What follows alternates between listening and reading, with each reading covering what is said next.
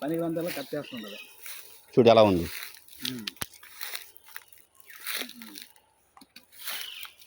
అది వేరు ఇది వేరు.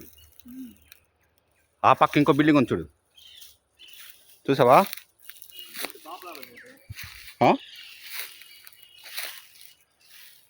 ఏమంటున్నావు? కాపు రాలేదా?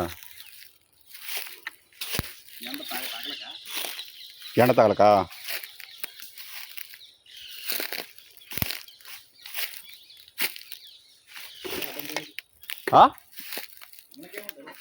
వీడియో చూద్దామా?